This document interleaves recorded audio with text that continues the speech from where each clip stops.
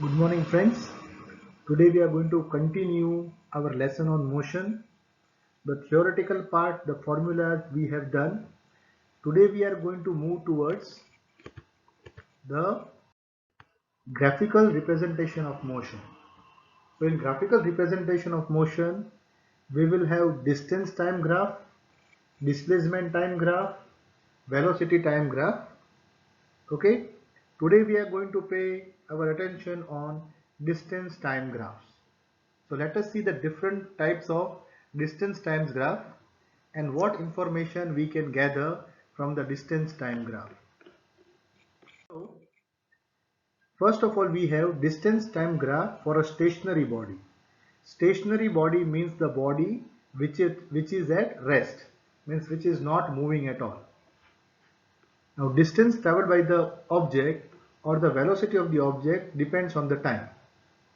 Therefore, time traveled or the velocity of the object is distance traveled or the velocity is dependent quantity and time is an independent quantity. Means whether the body is in motion or not in motion, the time will keep on passing. So time is an independent quantity which we are showing on the x-axis. So we will show time on the x-axis. It is independent. This is shown as t equal to 0 seconds. Then t after 1 second, at 2 seconds, at 3 seconds, and so on. So x-axis is showing us the time. The y-axis is an dependent quantity. Because we have a distance time graph, we have got time in the x-axis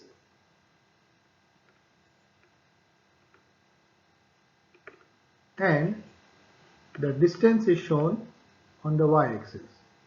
So this is again 0, then 1, 2, 3, 4, 5 and so on.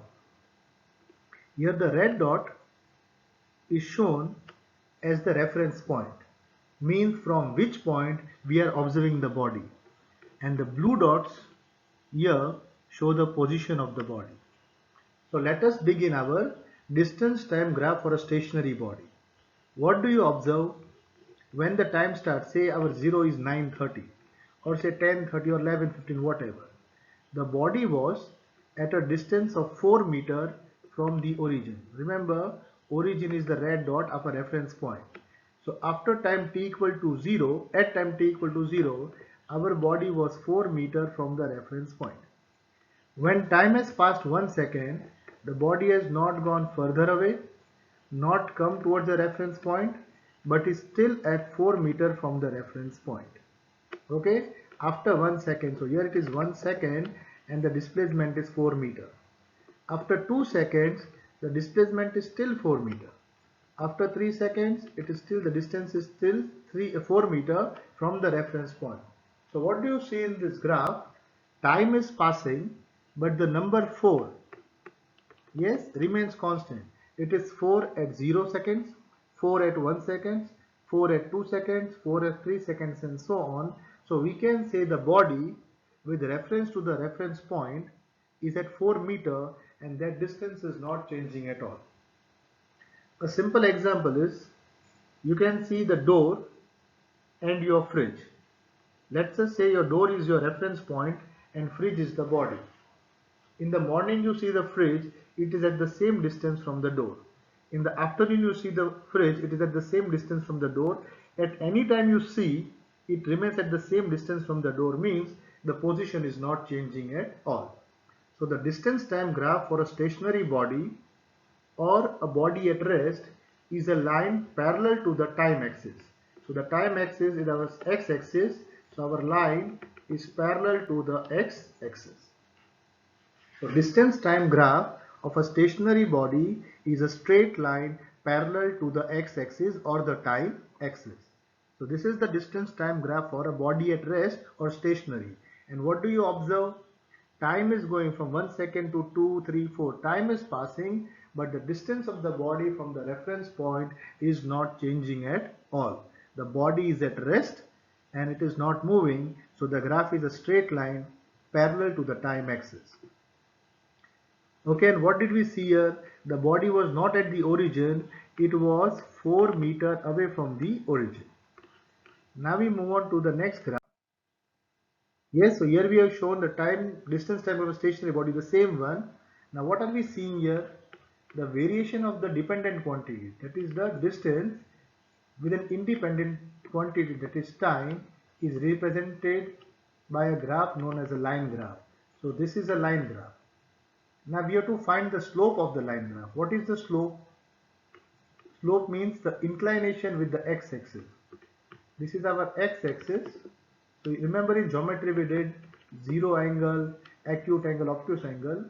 So suppose this is our inclination with the x-axis, then this angle gives us the slope. So the slope can be shown by the red line, sorry. I will show you a slope by a blue line, and I will show you a slope by the green line. From the diagram you can see the slope of the blue line is less, of the red line is a little more, of the green line is the most. Now the formula for slope is y2 minus y1 upon x2 minus x1. Now what is x1 y1 and x2 y2? Let me take this point and let me take this point. 2 points. What is the x here, the time? So the coordinate of this point is 2, 4. How did I get 2, 4? The coordinates at this point, the time is 2 and the distance from the origin is 4. So can you tell me the coordinates of this point now? This point, the coordinates will be 5, that is the time, 4. Yes? So distance is 4 only, the y coordinate is 4, the x coordinate, the time is changing. Can you see this? It was 2, x coordinate, the x coordinate has changed to 5, but the y coordinate was 4, it has remained 4 only. So how do you get the slope? y2 minus y1. So y2 is 4, minus y1 is also 4. So what is 4 minus 4? Is 0. And x2 is 5 minus 2. Okay, so this is how we find slope, which is in the next. So here I have told you how to find the slope. So we have got this original point as the x1 y1, this point as the x2 y2. So the slope of the distance time graph gives us the speed. So in a distance time graph, the slope will give you the speed. Remember, this is a 1-mark question. The slope of a distance time graph is the speed. And how do you find the slope or the speed? The formula we saw in the previous slide, y2 minus y1 upon x2 minus x1. So y2 here is how much? 4, like we saw. So we put the value 4 over here. Yes?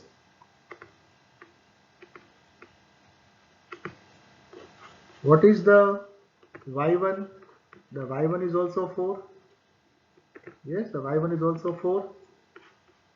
But the time x2 was 5 and y2 was 3. Now since the body is not moving, 4 minus 4, distance traveled is 4 minus 4, that is 0. The body has moved 0 distance, means the body is at rest. So the speed of a body at rest will be 0 meter per second. Means the speed is 0, the body is not moving at all. Again you see here y2 minus y1. This quantity is y2 because it is on this line, and this is only also y1. So it is not changing at all. The speed of the body is 0. So the distance time graph for a stationary body is a line parallel to the x-axis and the speed will be 0. So this was for a stationary body. Now let us say the body is in motion. Now motion we have learnt of 2 types, uniform motion and non-uniform motion. What is uniform motion? When a body covers equal distances in equal intervals of time, it is said to be in uniform motion. And when a body covers unequal distances in equal intervals of time or equal distances in unequal intervals of time, it is non-uniform. But here we are looking at uniform motion. So again, we saw the distance traveled is a dependent quantity shown on the y-axis, time is independent quantity shown on the x-axis, and speed of the body is the slope of the distance time graph again. Now here you remember, I have placed my body at the origin only, means at the reference point. Now what do you see? After 1 second, the body has reached here. What does this point show? That after 1 second has passed, the body has gone away 2 meters from the initial position. As the time after 2 seconds, you can see where is the body reach. Where is this point? The body is 4 meters from the initial position. So this point A, what do you see in the point A? The point A, after 3 seconds, the body is 6 meters from the initial position. And now this succeeding point shows what? That as time passes, yes, time going further, the body is going further and further from the original point. So, uniform motion will give you a straight line. Can you see this? Stationary body was also a straight line, but it was parallel to the x-axis. Uniform motion is also a straight line, but not parallel to the x-axis. Now here I have started from the reference point. Means I was starting the reference point. If I was away from the reference point, I would get a line like this, or I would get a line like this. Yes, this red line and blue line show me what? Because I was at the origin, the point of reference, I start from 0. But it could be possible that I was not at 0, but a little distance away from the reference point. Then I will get the red and the blue lines. Anyway, they both are straight lines. So distance time graph of a uniform motion is a straight line not parallel to the x-axis. Now we'll see why we call it uniform motion. So in the next graph, I've got this graph again, and see the coordinates of the point. So distance time graph of uniform motion of a body is a straight line having a constant angle. What does a constant angle mean? Constant gradient. See the points A, B, C and D. You can see the points. It's a straight line, but the angle is fixed. I've drawn the angle here. The angle is fixed. So even if the body goes further and further away, this angle has remained fixed. So this angle is a constant gradient or slope. Now first of all, let us find out the coordinates of point A, B, C and D. So for point A, what is the time coordinate? It is 3 and distance coordinate is 6. So the coordinate of A are time coordinate 3, distance coordinate 6. For B, can you see the point B? Time coordinate is 4, distance coordinate is 8. You can see in the graph. For the point C, time coordinate is 5 and distance coordinate is 10. For the point D, time coordinate is 6 and distance coordinate is 12. Okay? Now we'll take slope of points differently. So let us take slope of AB. AB means the body has moved from A to B. So A is the initial point, B is the final point. So A is x1, y1, B is x2, y2. So B, the y2 is how much? Y2 is 8, y2 minus y1, that is 6. So 8 minus 6 upon time coordinate x2 is 4, y2 is 3. So calculate, we have got 8 minus 6 upon 4 minus 3. So from A to B, the speed of the body is 2 meters per second. Similarly, when you move from B to C, from B to C, y2 is 10, y1 is 8. So 10 minus 8 upon 5 minus 4 is again 2 meters per second. Slope of CD is also 2 meters per second. Since the speed is not changing, it is called to be uniform speed or uniform motion.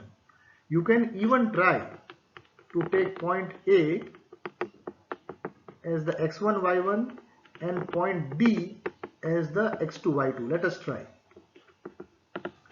So we have point D, y2 is 12. So 12 minus y1, 6. So what is 12 minus 6? 12 minus 6 is 6 upon x2 minus x1. x2 here is 6 and this is 3. So 12 minus 6 upon 6 minus 3 is 6 upon 3, that is also 2 meter per second. So no matter whichever points you take on the graph, the slope will remain 2 meter per second.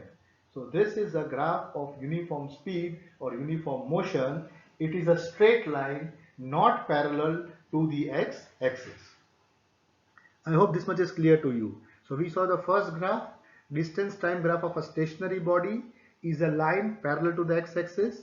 This is for uniform motion. The distance time graph is a straight line but not parallel to the x-axis, and also the point of origin or the reference point, the body may start from there or may not start from there, depends upon the body.